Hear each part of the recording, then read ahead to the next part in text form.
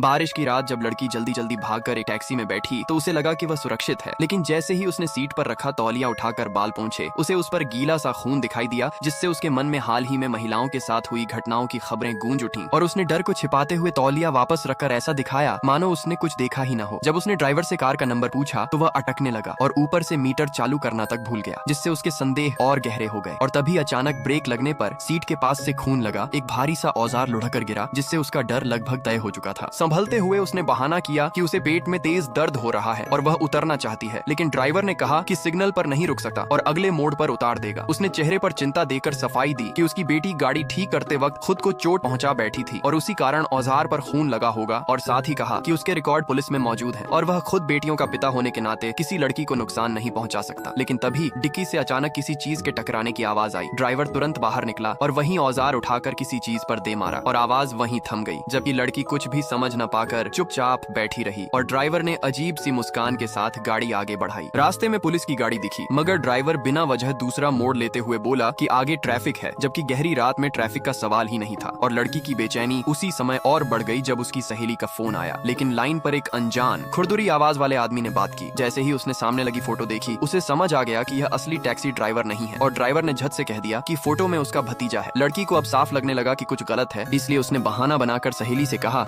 कि वह उसके पिता को बता दे कि ड्राइवर उसे किस रास्ते से घर ले जा रहा है। और ये सुनते ही ड्राइवर का चेहरा बदल गया और उसने तेज संगीत बजाकर उसकी बात सुनने में बाधा डालना शुरू कर दिया। इसी बीच रेडियो पर अचानक आपातकालीन खबर आई कि बारिश में फिर एक लड़की की हत्या हुई है और संदिग्ध एक पुराने मॉडल की टैक्सी चलाता है जिसके चेहरे पर चोट का निशान है। ये सुनकर लड़की को यकीन हो गया कि वह उसी अपराधी की गाड़ी में बैठी है और जैसे ही सहेली का फोन कट गया, ड्राइवर ने डरावने अंदाज में पूछा कि क्या वह उसकी शक्ल उस हत्यारे जैसी नहीं लगती। वह किसी तरह अपने डर को छुपा रही थी और तभी उसका तथाकथित बॉयफ्रेंड का फोन आया, जिसे सुनकर ड्राइवर और अधिक बेचैन हो गया। लड़की ने मन में तय किया कि उसे भागने का मौका तलाशना होगा, क्योंकि अब डिक्की में भी शायद कोई बंधी हुई लड़की है और ड्राइवर हर पल अधिक खतरनाक होता जा रहा है। ड्राइवर ने कार को सुनसान रास्ते पर ले जाकर कहा कि वह नीचे उतरकर कुछ ठीक कर रहा है और उसे हिलने तक से मना किया, मगर लड़की समझ चुकी थी कि अब सिर्फ साहस, चालाकी और सही वक्त ही उसकी और शायद किसी और की जान बचा सकते हैं।